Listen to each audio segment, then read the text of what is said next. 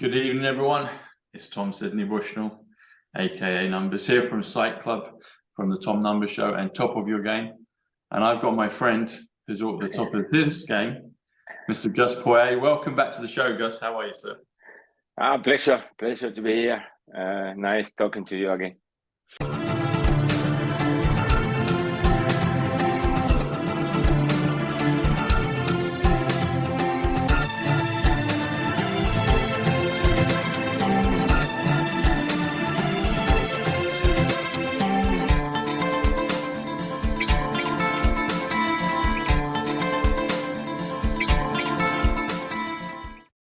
It's great to see you, man. You're looking well. You're looking well. I think it's about 2 years since our last show, I think, isn't it?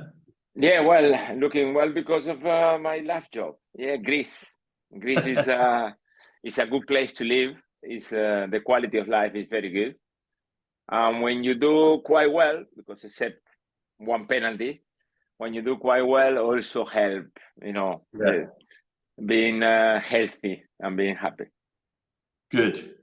Well, it's good to see you, man. Welcome back to the show.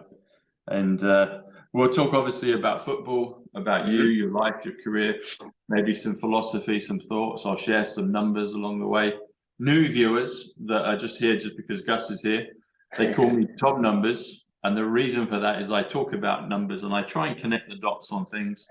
And A is 1, first letter of the alphabet, B is 2, C is 3. And we add up the numerical value of names, places. Like Gus is 47. When you add it up, 47 is atomic silver. So it's like, okay, he's a valuable guy, is Gus. So it's like atomic silver, yeah. So you were saying, yesterday. So we saw stuff with the penalties. I did a show with Matt Letitia just last week, or no, the week before. I had Joey Barton on the show last week, and Ricky Lambert. So Ricky, I told Ricky you and me are on, and he said, "Oh, I've had many a battle when you were at Brighton." True. It was tough. Yeah. Ricky was very tough, difficult to mark. It was too good for that division. It was too good, to be honest. But well, he played went in the Prem, played for Southampton. Obviously, went on to Liverpool. Was at West Brom. Played for England. Played in the World Cup only for a few minutes, but played in the World Cup in Brazil, in South America. 2014, nice. So but he says say hello. He was excited to hear you. I'm sure that Ricky, I don't know what he said about VAR, but I can see Ricky Lambert scoring a goal, let's say a header. Yeah. Look at the linesman doing nothing, running away, like celebrating.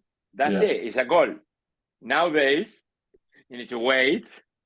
Yeah. If it was not a full or something in the previous minute, or if it was someone, one toe offside, and you celebrate again or not, it's awful. It's so bad. They taking the best part of the game away. With any doubt. Yeah. Yes. Yeah. It was perfect. I mean, any goal that I remember being in a situation where maybe something can be given against you, when you're on the line or when you're running or you are free, a rebound. Yeah. The first thing we used to do, look at the linesman. That's it. That's it. If the linesman was running towards the middle, you will celebrate and there is no way back. That's a goal. Nowadays, you don't know. I mean, it's so awkward. The second celebration, it looks so bad. They celebrate, they wait, and then they say goal, and they celebrate again. So bad. It's like a movie, isn't it? It's like, okay, on your marks, get set. Go, okay, stop. Yeah. Go. Yeah, I know, it's crazy. It happened yesterday, didn't it, with Manchester United and Coventry? But that's the worst. That's the worst. Also, is the worst because even with the best technology, you can find, you need to stop the action when the ball is touched. Now, I imagine that if I touch the ball, you cannot stop it 1 millimeter when it left my foot, or it needs to be touching, and that super millimeter, like a super split second, that you stop one way or the other, then it can be the difference between the line, the green and the red. And what are you giving me? I mean, yesterday, it looks to me, when they stopped at the Coventry, that the body of the defender was making the player onside, but then they measured from the foot, and it was offside. And you celebrated a fourth goal after being 3-0 down, going crazy, and then it's no goal. Nah, I'm sorry. It's not for me. It's tough, isn't it? It's, you know, you said about the technology. So I've been thinking about that, and as you're describing what happened. So yesterday there was that offside decision. Offside in football is you have to be either on or behind the line when you play the ball. And like you say, when you kick the ball, it depends where you take the impulse, because you could be here, or you could be all the way here when the ball leaves your foot. That's what I mean. Where is it? Where does it start and finish? Where do you stop? When? I know. How? Even if you say to me, no, we stop it 1 millimeter, when you don't have that technology. Yeah. And also, we used to say, it was one of the biggest changes in football that I used to like a lot, was when it was too tight, you know, to get advantage to the offensive team, so there is more goals. I mean, when the referee is in a doubt, leave it. Yes. No, when it's clear, it's clear. You put it up. You know that when you make the decision, it's offside, it's offside. But when you have that one that you say, "Oh, I'm not sure," leave it. And that's the one that we say millimeter. Let the player celebrate. Don't give me that millimeter. On top of that, they're stopping the game a lot, because I want to tell people as well, I'm lucky enough to work everywhere in the world. The technology used for VAR is not the same everywhere. It's not the same. So sometimes the lines, they are not perfectly right, you know? I saw a few lines in Greece that they are a little bit sideways. They are not parallel to the box. There is some places where the cameras, they don't follow the action perfectly. So there is always a margin for an error. Now, we used to say, if it's a little bit at the error, give it to the striker, give it to the goal, give it to the best part of the football game. No against. Yesterday was terrible for Coventry. Listen, and I'm not against Man U. Then they won in penalties, fair enough. I'm just saying, they are taking away the best part. And if it's 100% sure, like goal technology, then I would say to you, fair enough. But it's not, because we saw yesterday as well in the Nottingham Forest game, easy 2 of the 3 penalties to give it. Easy. I mean, at least the minimum that you had to do is to call the referee to see it. And in 3 incidents, they didn't call the referee. And let's talk about the referee that is in VAR, sitting down, he's relaxed, he's not under pressure, they are not shouting to him, he didn't give any bad like decisions previously, he didn't have a problem with them, he's calm, he's relaxed in front of a computer, and he's watching exactly the same that what I was watching at home. And when I saw the replay, I said, come on, call the referee. Call him. At least let him decide. You know what that is? Let the referee make the final decision. Don't if you don't want to show him too much, no, but call him and say, look, there is a touch in there.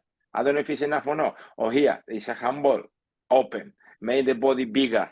And that's what they say. If you make your body bigger, it's not about being in a natural position. That's not true. That's not the law now. The law is that if you make yourself bigger with the arms, when somebody having a shot or a pass back or whatever, and you stop the ball with your arm, and it's not close to your body, it's a penalty. So Ashley Young yesterday was a penalty.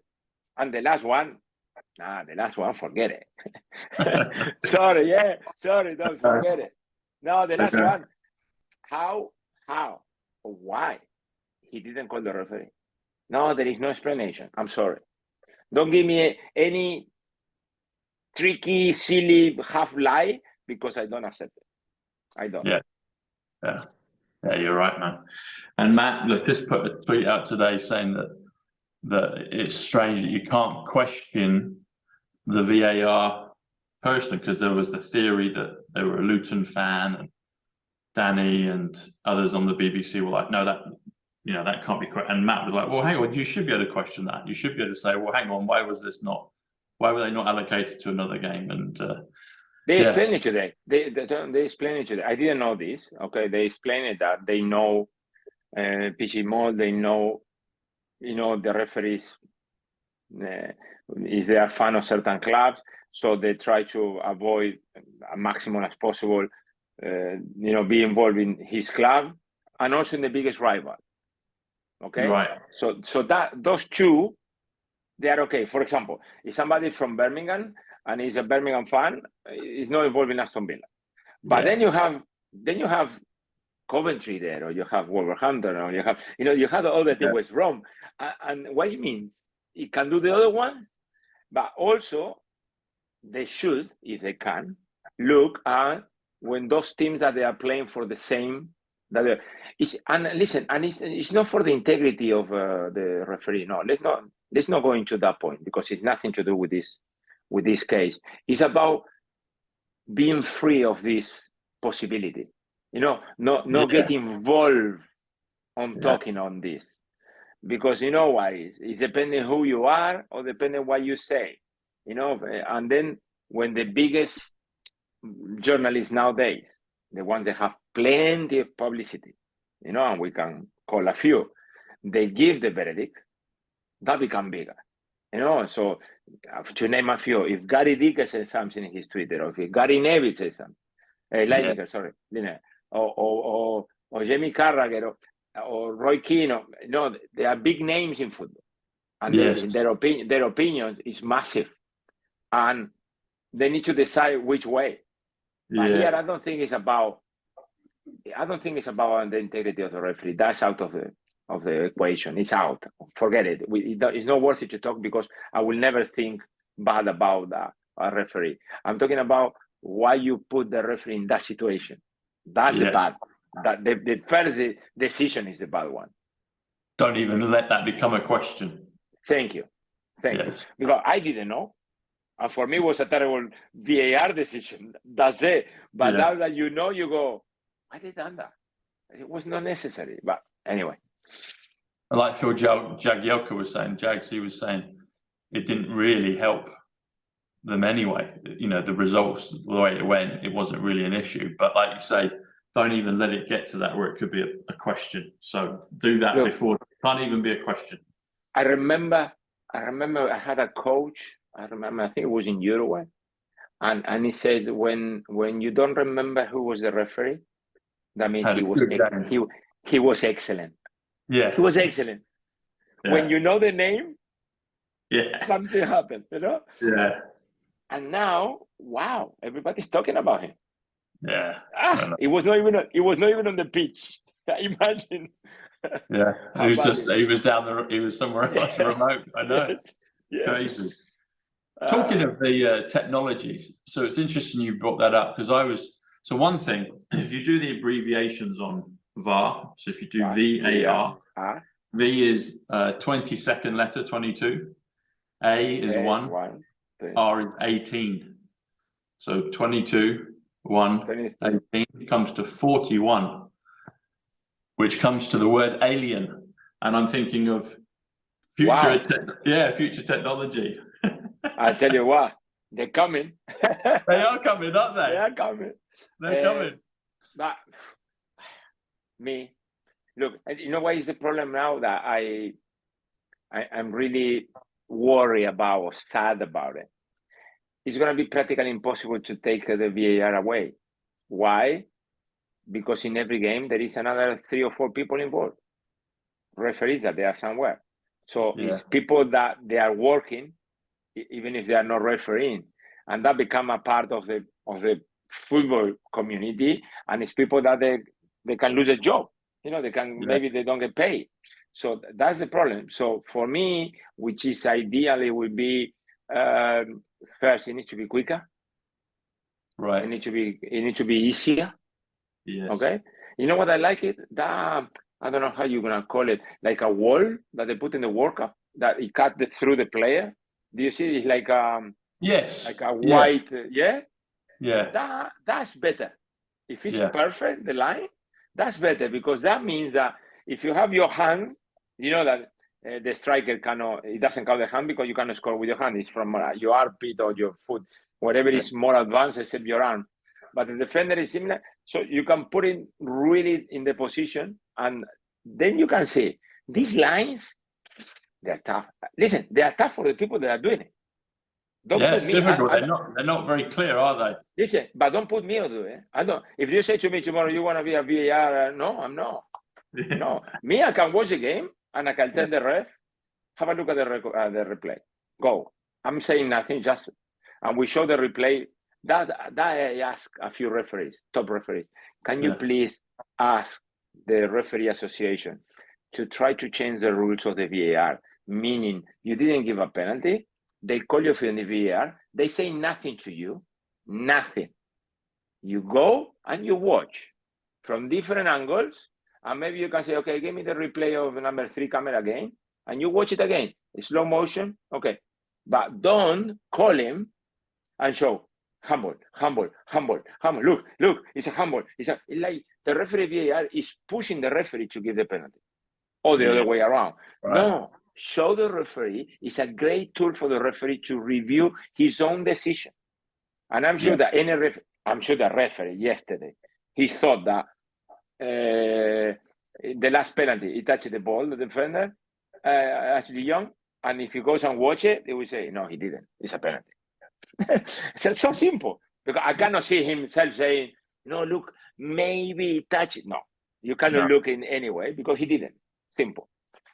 I like that. It's a tool to let the referee have a look at his own decision again. That's good. Yeah, that's good. That's good. Simple. Yeah.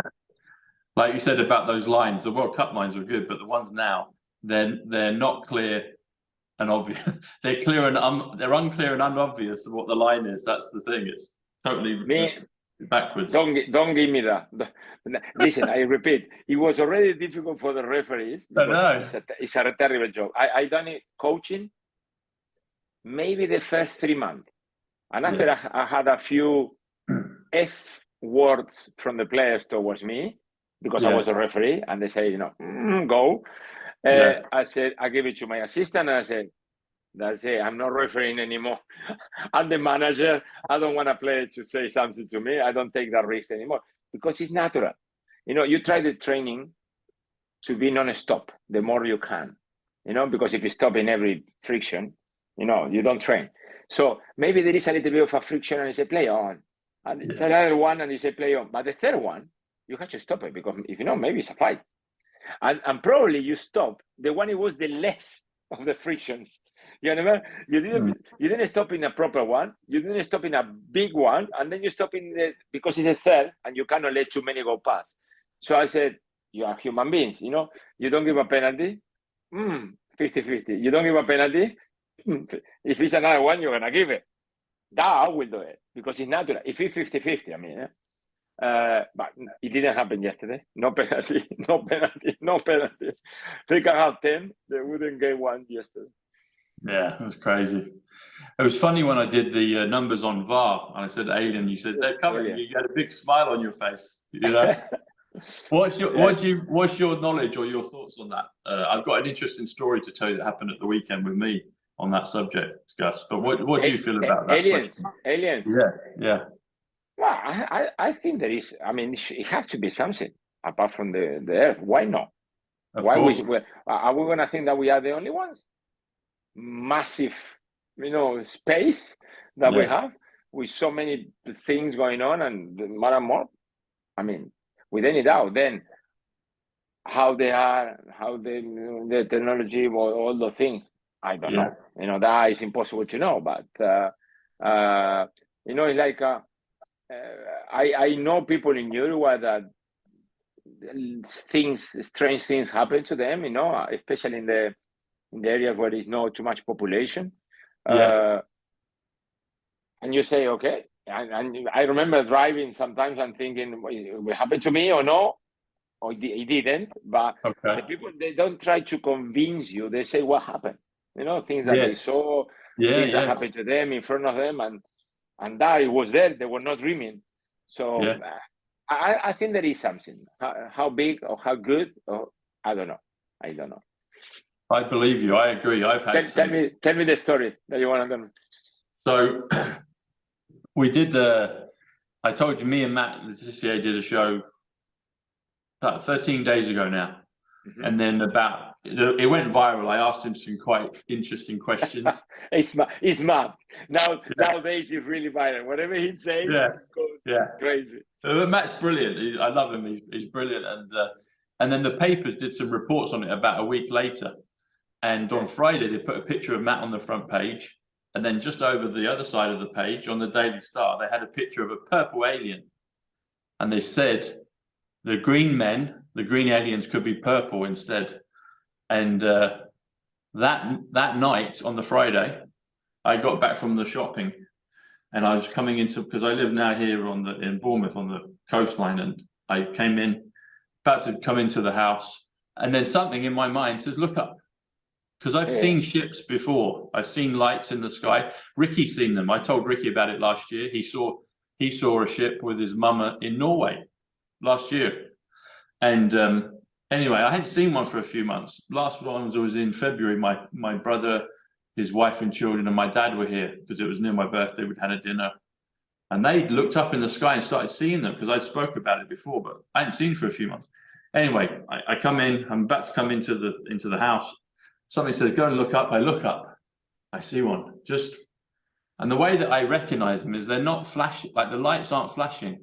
And when it goes past you, you don't see, when you see like a helicopter or airplane, you see red lights beeping at the back. None of that. It's just a constant. And when you zoom in on it, you can kind of see the disc sort of shape, but it's quite low. It's steady, and it changes a bit of direction. And I'm looking up. I'm like, oh, wow, there's another one. So I get it on the camera. It's on Twitter. Real Tom Numbers. It's on Twitter. And I shared it with Ricky, and he said, yeah, well, you have to probably watch it when the room's dark, because it's just on a phone, so it's not the best picture, but you can see it. And so when you zoom in, you can see the disc of the shape. And then I did the numbers on it. So me and Matt had done that show. They had the picture of the purple alien. Today they've got a picture of the purple alien again in the same Daily Star with Prince Purple Rain umbrella. I did a tweet about all number of things over the weekend, and I included the purple umbrella for Prince, Purple Rain. And so they referenced that. But the interesting thing is, April 19th in numbers, when you spell it, comes to 170, comes to Matt Letitia 170. And it had 41 aliens on the front page. Oh my God. And I could see from your face when I mentioned it, I could tell, like, Gus, no, but listen, me with the numbers, I look, first, I always liked numbers, because when I was young, my best in school, it was always, sort out problems, mathematics, physics, everything that was a problem, I needed to sort it out. So I love numbers. And then, okay, you have your numbers or not. And then I went to China. And in China, they are massive about the number, especially with the bad luck or good luck. Okay. Yeah. For example, somebody told me after a few months that for the Chinese people, the number 8, I used to play with number 8 at Chelsea, is good luck. So, but one day, without even thinking, we went out of the bus and we were going into the airport in the gate number 4, and they shouted at us like something happened. I thought it was an accident, something. We turned back with my assistant, and they were shouting at us not to get through the number 4 gate, because that's really bad luck.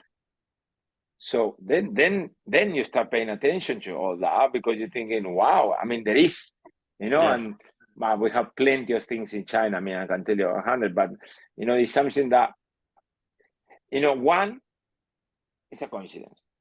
We always say, 2, fair enough. Yeah, but when it's happening too much, no, my friend, that is not coincidence. That has to be something. No, because it's the truth. I mean, like we say, something happened, okay, once. Or, in this situation, even more, you're putting in there and he's dead, and it's coming badly this year, an alien. Mamita. Right, interesting. What's some of the experience you can share with people in Uruguay in the remote areas? They told you their experience, because that's what I found with this stuff. It's just, you don't convince anyone. You just say this happened, and that's it. And then they like, oh, okay. And then if it happens to them, they're like, oh, wow, yeah. What was that? What happened to Uruguay? Uruguay is a country which is very, very simple. I mean, even more in the 80s and 90s. Now, obviously, developed a little bit, but there's a few. It's the capital with half of the population we are there, and the rest of the country is farms. It's just land and animals and things like that. So there is no airport.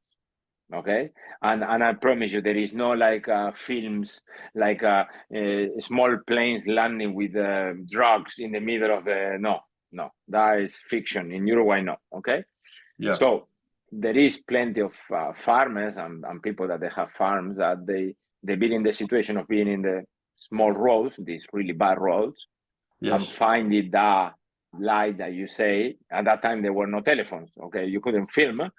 Lights in front of them, and that light going, vertical and away in a very difficult angle to think that it was any kind of, at that time, helicopter or whatever, because one, the noise, and two, the way they move. And in the beginning, they are afraid to say it because, people will think that you're crazy. But then when they found themselves with the right people around, or this topic is coming, they start feeling like, okay, I'm gonna say it.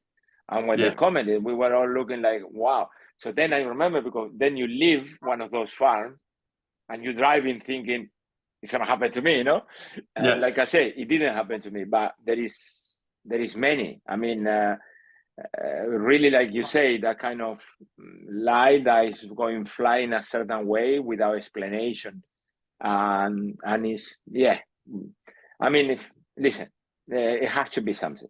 I got no doubt. Because it's like I said, why only us? It would be exactly. It would be just silly to think that then nowhere else there is nothing, So we see. I mean, we're waiting. I don't know when they're gonna come. Sometimes I'm waiting for the USA, United States, to release this kind of. They need to wait so many years to. Show us something, like give us something so we can get it. When you say when, I have a bit of a theory about this, and some of my audience know what my theory is, but I'll add to the theory. So, and I shared this with you before, Gus. So here's some of your statistics. So your height is 188 in centimeters. So 188 comes to Close Encounters, 188. So you have that with the film Close Encounters. Your age now is 56. Which is? 56 comes to an alien, and we're in April, which is 56. No, you're killing me now. I'm looking out. And then, I think I mentioned this to you before, but a lot of your numbers have connections with JFK, with Kennedy, in 63. Unbelievable. Chinese is 63 as well, and it happened in 63 to JFK. It happened on a Friday, which is 63. You played. Look at this. You played for Zaragoza 239 times, and you scored 63 league goals. Oh my God! No, stop with the 33. I'm gonna. And the year 1963 comes to 239. Okay. And 63 is the year of 63 for JFK. 1963 is 239, and 63 is the Friday, because that's when it happened. And then just above, River Plate comes to 78, Kennedy. And then 28 is Junior, John Kennedy Jr. So, and you've also got 125 in here somewhere. Yeah, there you go. Your total number of goals in the league, 125. 125 is John Kennedy time travel. So, you've got a lot of this stuff. I'm going to check on the family. There is. Listen, it has to be. It has to be. I agree. It has to be. Also, you're in South America. Well, not now, but Uruguay, South America. You obviously have Argentina there, and it's like the gateway to Antarctica. Yeah. What do you have any thoughts? Have you ever been to Antarctica? No, this is a great question you asked me, because I've been planning to go to Antarctica for probably now, let me think, 2004, 20 years. Really? As soon as I retire, when I retired in 2004 as a football player, I said, okay, I'll go back to Uruguay. I will go to Antarctica for sure. Yeah.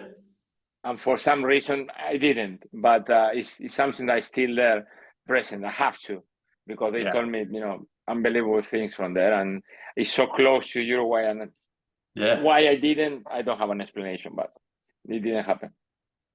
Sometime in the future. Sometime. No, I will, because now I don't know how to say to people, but I think it's natural. It's not like the typical thing is they say we're getting older, but I think that when you get in a little bit older or a little bit experienced, or you have a different kind of time, you start appreciating other things that in the beginning you always say next year or tomorrow. And nowadays I don't leave nothing. You know, like if somebody says something to me and we can do it today, we can do it today. You know, if I'm available, I'm available, and I don't try to put it forward, because you try to do the things that you like, you know, and all this situation, and that's one that if I'm not working, because I tell you what, this is a good story. When I didn't work in 2017, 18, 19, yes, I was lucky before the pandemic. In 2019, as an individual, as a person, it was my best year, because I done so many things that I was not able to do before. Yeah, that's the time. No, that's my. I have a. The thing, yeah. I have a laser wristwatch. It's the technology, cleans the blood, and just when you said it was the best year, and it beat it, Boom, confirmed clean. it for you. So yeah. Okay. Because I remember I promised my wife, you know, I will take her to a safari, because she really loves all the kind of animals, and we were able to go to South Africa and go to a place, and we say we need to go back to Greece, because I was in 2016 and I didn't take the time to go to the islands that everybody told me, go here, go there, go there. I said, let's go to the islands. I was able to go in the summer to Uruguay and visit my mom. I'll be in the summer and not winter like normal in June. And so I done 5, 6, 7 things in that year. I didn't work, that's for sure. But I done things that they were always waiting, you know? So obviously, when you ask me, what's your best year? You go to football. I don't know why, because that's why we are footballers. You know, 1995, but in reality, as a person, it was 2017. It was that year that I used to do plenty of things that they were waiting there in the waiting list. Brilliant. So what's have you heard any theories about Antarctica? Because I've been looking. So 2020, lots of things happened. I got the numbers come. The world changed. I was always interested in the possibilities of UFOs and ships, but it was something I hadn't had any experience, not to my knowledge. And then in October of 2021, I was in Arizona, and I saw clearly lights just coming on and off, moving. I was like, okay. I waited for a year and a half through numbers and through lockdown, and then things happen. Now they come and say hello and do things. And then I've heard more about Antarctica, and saying it's not just this frozen, you know, continent. There was Admiral Byrd that traveled and went beyond the ice wall and talked about tropical places, different lands. And I was like, that's very interesting. Joey Barton brought it up on the show last week. I knew about it, but he brought it up as well. And I was like, I wonder if you've heard things in Uruguay. But now you put it in my mind. Now I got a problem. Now I'm gonna start looking for that, and I can't find out there, because I know people that has been traveling there, that they are, you know, every year they go down. So probably they will know something. I will find out, and if I get it, I will let you know. Okay, yeah, I'm sure that some of your friends, people you know, or people they know some things down there. And you know, when you said you for sure that they're there, but we don't know when they're going to arrive. I'm going to put out a theory. This is my theory. Go on. I like that. So my theory is November the 5th this year, we will see many amazing things in the world. I'm gonna write it down. What's that? I'm gonna write it down. Write it down. Yes, I will. Write it down. So in your numbers, like I said, your height is 188 meters, which is Close Encounters, which is President Kennedy. It's Show Me the Money. It's Jesus of Nazareth, 188. But it's also, if you do that film about alien visitations, it's called Close Encounters of the Third Kind. And that comes in numbers to 339. Now, this year, it's a leap year. The 310th day of the year is November 5th. Wow.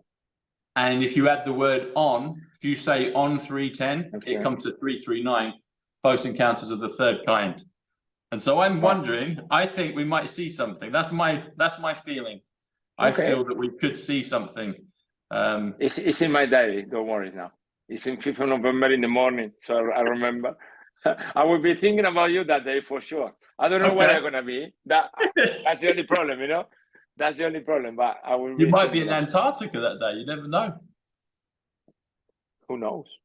Who knows? You know. And close encounters, 188, your height, 188. Jesus of Nazareth, 188. If you add 151, Jesus Christ, it comes to 339, close encounters of the third kind. So if you do close encounters, Jesus Christ, it comes to 339. Close encounters of the third kind comes to 339.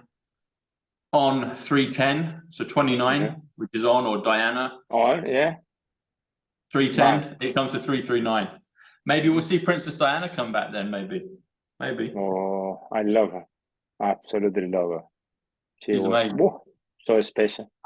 Yeah. And I was here for 2 months, I think.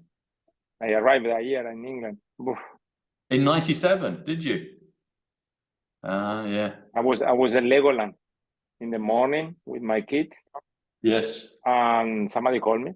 I didn't know at the time. And they said, "Oh, I imagine why London." And I started looking around, and then I realized, whoa. And then we went home. I remember we went home. We said to the kid, "We need to go home because I want to put the television." And it was terrible. Yeah. Anyway. Yeah. I think she might come back. I think she might come back again, Gus. That's my feeling. And Lego is 39, and we just did a 339. And 39 is Big Ben. 39 is Angel, and Diana definitely was an angel.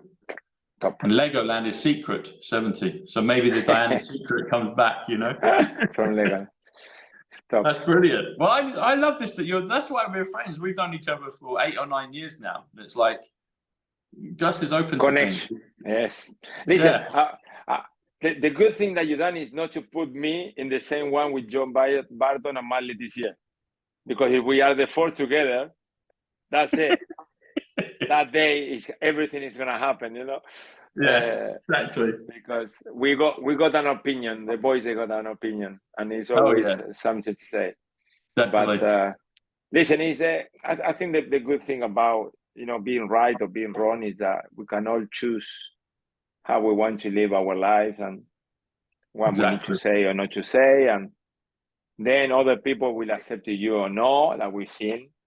Especially with Matt, well, a little bit more now with Joy as well. We are all different, and it's also good that some people have some strong opinions and they are strong enough to say it, publicly. Yeah. There is not many. No, there's not too many. I know that it's difficult times now to make opinions publicly, but it's. I'm not saying it's depending on every single person, your circumstances, your family, your job, whatever it is, where you are at that moment. But it's also good that there is certain people that they like to say the things like they are, really. Yeah. It takes courage, doesn't it, to have a belief? No, it does because it does because sometimes I think in the last 10 years at least, if not more, slowly the world was going towards they wanted everybody to be the same, everybody say the same things, everybody don't say the things that they cannot say, and blah blah blah, and it gets to a point that it's I always say it's boring. The good thing about life, we are all different. We are all different, and we are different characters, and the best thing is that I go my group of friends, we are from Uruguay, and we are 6, and we are so different, but why we are friends? Because we know the good and the bad of each, and we like each other how we are. No, because we are all the same. We accept each other, let's say, how we are. And we know that one gets upset very quickly. The other one always have an opinion. The other one, he never wants to get together. The other one was always to get together and make a barbecue, and we are all different, but we are friends because we accept how we are. And nowadays, I think the last 10 years, they are trying not to let you be yourself slowly. Like they want you to be only one way. Yeah. And no, I'm sorry, that's no life, you know. No. So when you have people that they still being themselves, even if they are different to us, I think it's welcome. It's always welcome to have people like that. Definitely. Yeah, that would be a fun to have you, Matt, and Joey, and Ricky. Ricky's probably similar because Ricky for sure we're gonna talk Southampton, Brighton, Southampton for sure, because there's so many stories, so many. But it's nice. Tom, I was looking at your numbers on Uruguay, and Uruguay comes to 114 in numbers. It comes to frequency. So the frequency, because we pick up different vibes, we talked about Antarctica, I talked about aliens, UFO ships, frequency. 114 is also history, which is interesting. So it's like if you change your frequency, maybe we could change our history, you know, maybe through the frequency. And by Uruguay, that's what it comes to. And which is, I think, which is interesting. And also, what are your thoughts? Do you know much about Nikola Tesla?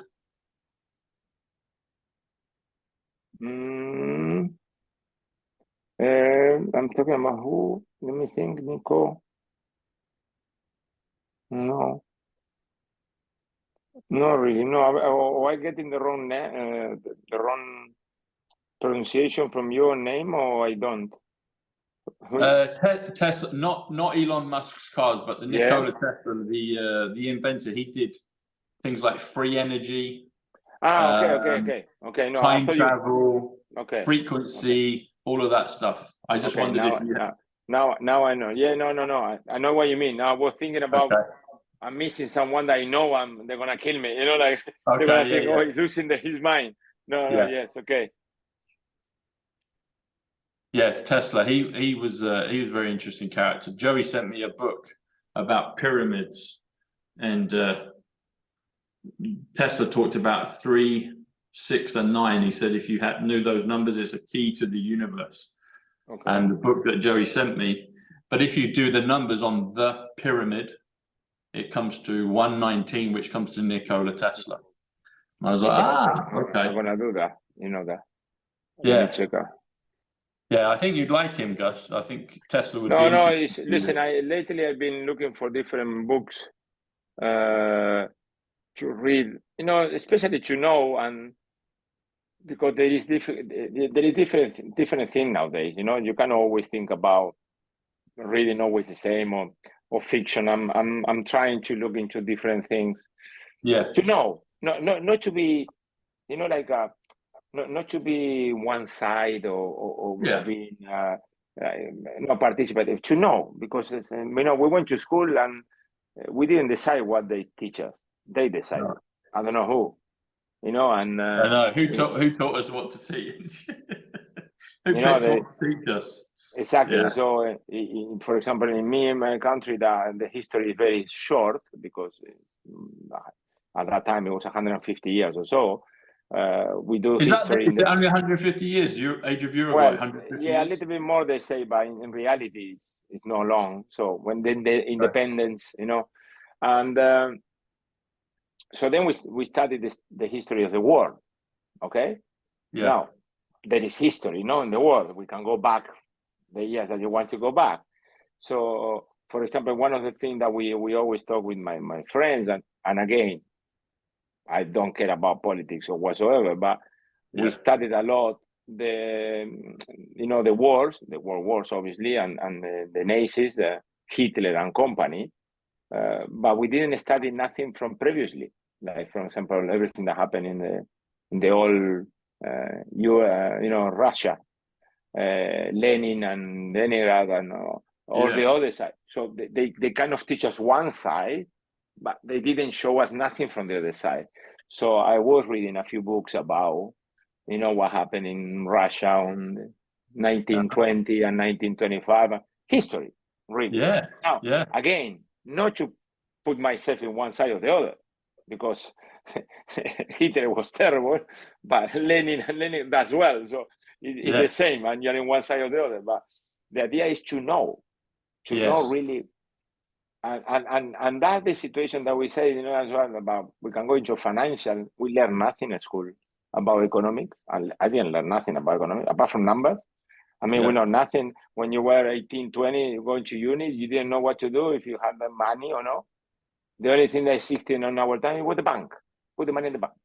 Yeah. And the bank is safe. That was a word. And then the banks collapse and you lose all the money and nobody said nothing. Yeah. So we didn't know about plenty of things because they teach you into one way of view. Yeah. You know, your knowledge needed to go one way. It was all Yes. like planned, no? Yeah.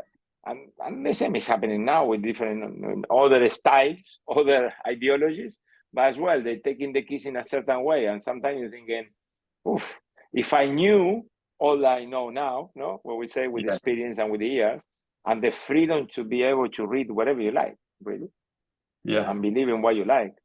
But no, that's something. So I like when you say these books, you know, if I found interesting, I go like, how you say like a summary, like you can read like a sample. The sample. Summary of the book. I like it. I buy them and see you later. Boom, I put it there and that's it. One, because I got time now. I like to read. I like to read things that they are especially real. Real means that is being corroborated, you know, things that you know. I really like that. I really like that. I'll send you the picture of the book that Joey sent you. Have a look. It might be, because I'm sure you I don't know, but I know like the Incas in South America, you got the pyramid shape. Do you have some of those in Uruguay, similar? No, incredible. I mean, Uruguay for two reasons. One is very small. And two, the Indians that we had in Uruguay, they were more than a fighters. I'm not saying that we are similar, but we're coming from there for sure. The charruas, that we didn't have. It was more in the north of South America and Central America that they have all the pyramids. Yes. So from the south, it's just different. But that's something interesting as well, because I've been so many times. That's one of the things I need to do, to go to Egypt.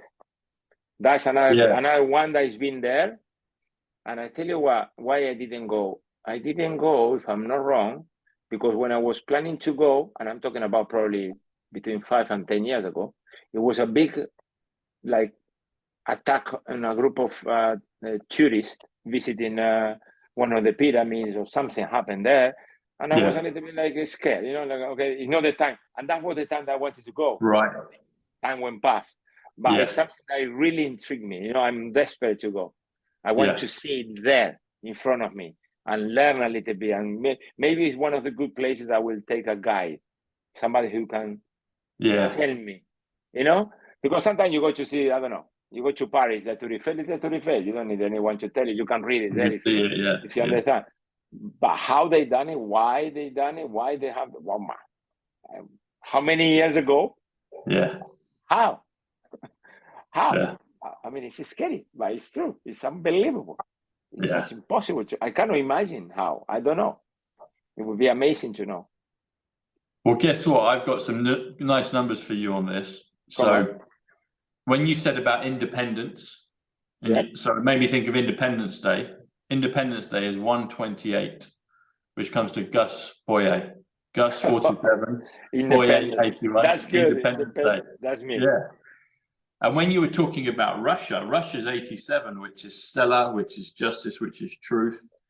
But I don't know, I'll send you some things on this, guys. I don't know if you've heard of this, but they say there was another history, another hidden history from a long time ago called Tartaria.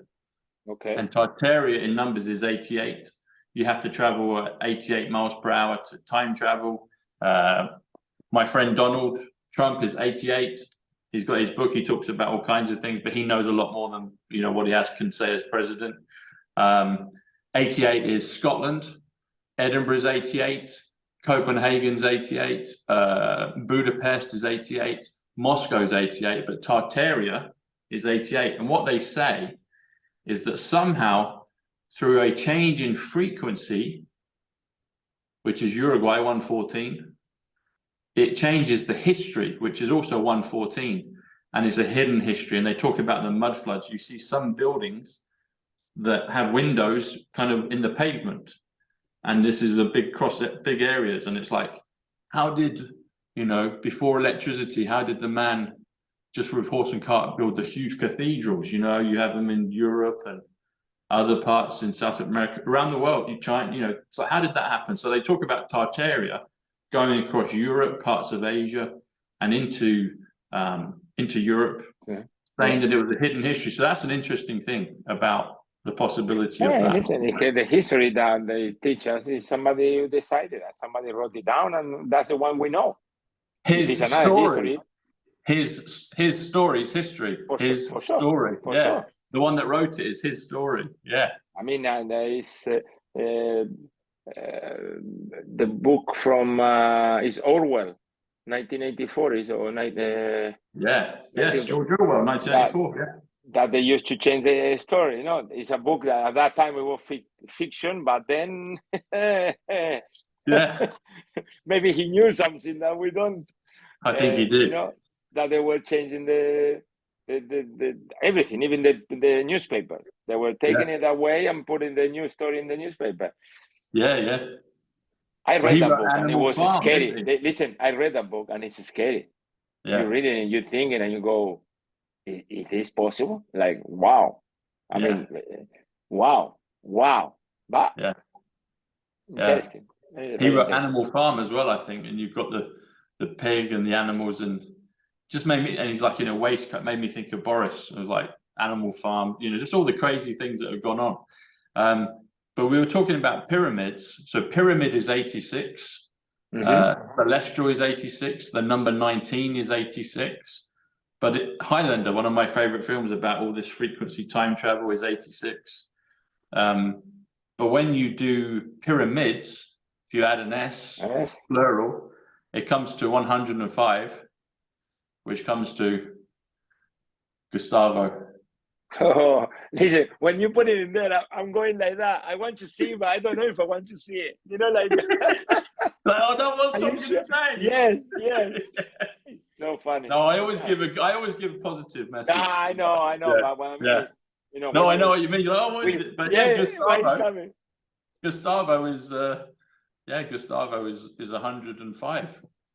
Arcturian 105. Savior 105. Pyramids 105, and which is very good. Yes, of course. Yeah.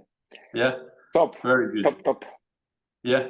So, but I'll send you those things. Yeah. But there are some things that came up with that, and I thought, oh, that's very interesting. And I'm going to ask you some football questions to finish off. Tell me. Yeah. But I wanted to point this out to you again. Remember, I said you have a connection with JFK. Yeah. Hello. I don't know if you told me all the things, mamita. I'm worried now. But so if we look at these numbers again. So your total league appearances 463. Yeah. Total league goals 125. 125 comes to time travel, comes to John Kennedy, comes to Dark to Light, and JFK was age 46 in 1963. So 4663. You see it? And then you've got Zaragoza appearances, 239 league appearances. 239 comes to 1963, and 63 league goals to Zaragoza. Yeah, tell me. Wow. 63 we're having on a Friday, which is 63 again. So you definitely have and then 78 for River Plate. Yeah, you know. I need to go and see him. Yeah, go and see him. His family. See his family. He's either in one of those ships that goes over, Gus, or he's down in Antarctica, or maybe different parts of Tartaria. He's all over. The Antarctica, I will do it for sure. Now, more. If it wasn't my wasting list, now forget it. Top of the list. I promise you, if I don't have a job by July, As soon as he finishes the summer in Europe, I'm down to South America and going there for sure. 100%. You will know the news afterwards from All me right. going through there. Oh, yeah, you'll be just POYET going through the ice wall like in Game of Thrones. As soon as he starts to say, you cannot pass from here, I say, no. I That's go. where I want to go. That's where I need to go. Then you see all the palm trees and all the sun and the new lands and everything. We'll do a show down there. Perfect. That's brilliant. So I wanted to ask you a couple of football questions. People that don't know, a lot of people will know, but you won the Copa America with Uruguay as a player, which is the South American equivalent of the European Championship. Exactly. Which is going to take place this year. No. Euros is 78, Kennedy 78. So there you go. 78 Zaragoza appearances. River Plate appearances. Okay, do you have an opinion on who you think could win? Look, I play against France, and they are very, very strong. Very, very strong, France. But I think apart from France, I would say that England needs to be there. Yes. They have to. They must. It's a must. It's no more like in the beginning, it was always a possibility. Now they are in a different level. They found a way. They got young players. There is no more drama. So they got all the characteristics. Then what they need to understand, the fans, is that as strong as England is France, and probably now Portugal. Portugal now is probably one of the few countries that they can have in their squad very easily 40 players, probably the same level. It's going to be very difficult for Roberto Martinez to pick 23, but very, very difficult. Very difficult. So that shows the potential of that. Whoever he plays is same or better than the one is not even in the squad. So that's a big plus. The problem in these competitions is that, okay, the groups, the big teams, they're going to get through, except, catastrophe. Yes. But then when you start playing one game, you are in or out. Knockout, Football is unpredictable. I can say two, for example, and I'm not going to compare it exactly because they are not the same, but I want to put the Man City Real Madrid, where Man City is all over Real Madrid. Real Madrid didn't have a shot from the goal to the 110 minutes. Didn't have a shot. Okay? Yeah. And then you cannot score and you go to penalties and you lose. So it's not about who is the best team. It's about who wins at the end. And it happens, as to me, similar with Greece. We went to Georgia, first half, nothing. Typical game, playoff, nothing, 0. Second half, we had a big chance. They had a big chance. Extra time, tension, 0-0, penalties, we lost. And you finish the game and say, how did we lose? I played two playoff games, semi-final Kazakhstan, final Georgia. I didn't concede a goal, and I didn't make it. I didn't concede. They didn't score against me. 90 minutes, 120. Yeah. And somehow, because you have penalties. That's the situation. So, saying that, England, France, Portugal, I don't know how good Germany is going to be. It's a home. Yeah, Germany. But they're still in a turmoil in there. I don't know.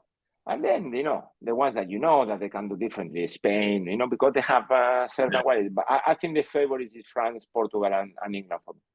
Okay, yeah. Yeah, you mentioned as well, Roberto. So Roberto is a friend of mine as well. He actually got me the ticket to the Euro final in 2021 when England lost to Italy on penalty. So Roberto, from me and Gus, hello to you if you're watching. So Portugal. Okay.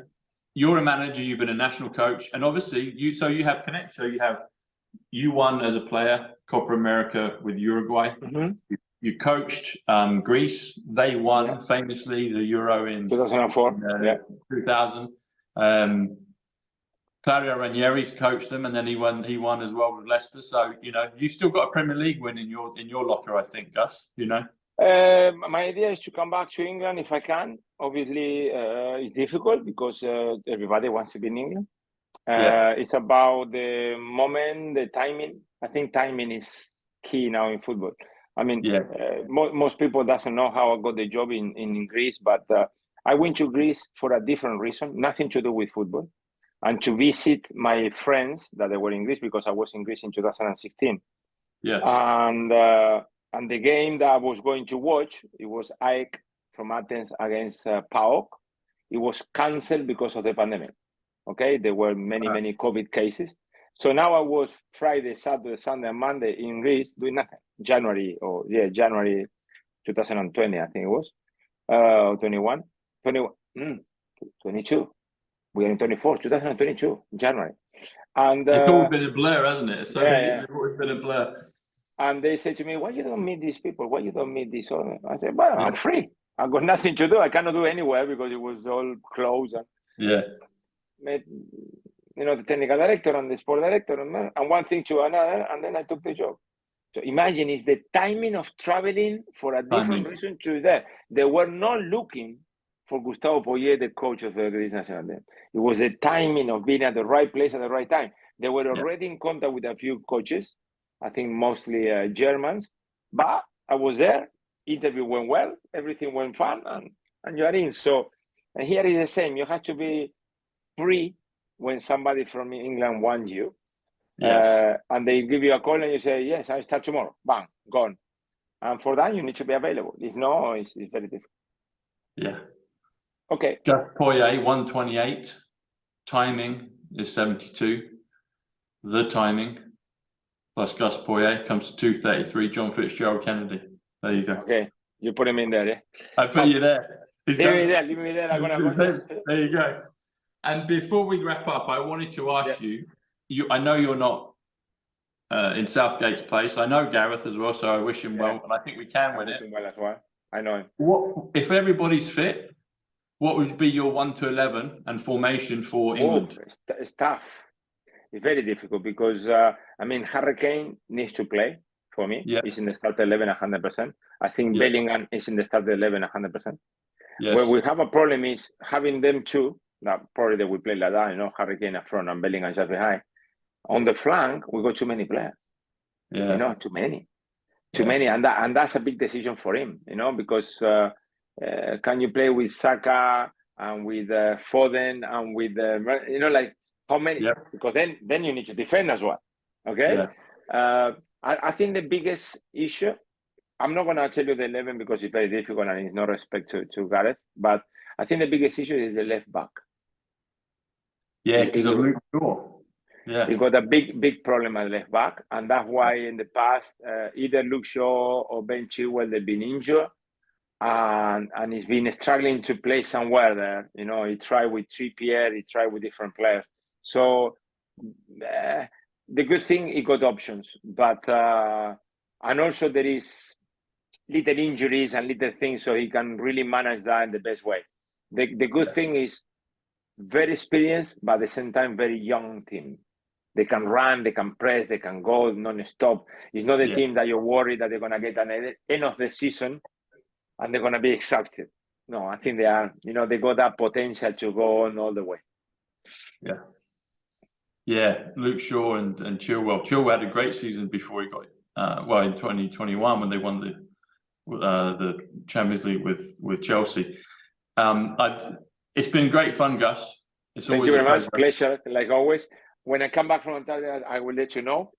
Yes. Send me those names of the books so I can. I will. I'll send you those. And like you said, it's all about timing, and timing comes to 105, which comes to Arcturian.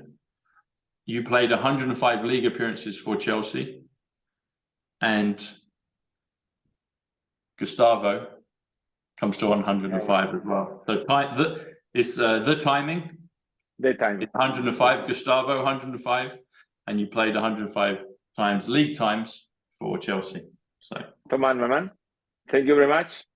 Are you back on any? I've seen you do certain. Are you back on any social media now, Gus? Insta, or do you have projects? That's a good point. Look, that's a good point. Thank you for asking. I'm so naive. For the first time in my life, I got Instagram. So if everybody wants to see, I'm the real Gus Poyet 8. Simple. GUS, POYET 8 in Instagram. No Twitter, because Twitter is a little bit like forward and backwards, a little bit dangerous still for me. But Instagram, yes, because when I want to say something that I started 3 weeks ago, 2 weeks ago. The idea was simple, was only to make a statement to say thank you to Greece people. And I didn't have a place where I was able to put it. So after talking to my son and my other son and my family, we decided somehow to open officially. Now I asked for the tick. I'm waiting for the blue tick. I'm gonna pay. So don't worry. The rest, they are not me. I don't know who they are. The old GUS POYET or Gustavo POYET. GUS POYET 8 is the real one. It's a little video of me presenting. It's 2 or 3 things. I'm new. I don't even know how it works, but I'm getting there slowly. Okay. So it's GUS POYET 8, the GUS POYET 8 or real GUS POYET 8? GUS POYET 8. Just GUS POYET 8, yeah? Yeah, the number, There's just a number, yeah. But not the or real before. No, nothing. Okay. Nothing. Okay. Well, Come on. as you said, that GUS POYET 8, GUS POYET 128, Independence Day, add 8 takes you to 136, takes you to Great Awakening. Marty McFly from Back to the Future when he's time traveling. Great Awakening, that's a good one. Great Awakening. Great Awakening, 136. When you say, so Greece is 43, people 69, checkmate. Greece people is 112, Star Trek. I did a great piece with Steve Davis, the snooker player on Star Trek. And if you do the Greece people, and I guess it's Greek people, but we'll do the Greece people, as you said, 145, numerology. So there you go, my friend. To finish, top class. Thank you. A pleasure, like always. Pleasure, guys. So I look forward. We'll have to catch up when I'm in London. We'll catch up, or if you come I'll down. let you know when I'm coming back. Yeah. God bless you, my friend. Always a pleasure. Thank you. Cheers. Thanks, guys. Take care. Bye. Bye.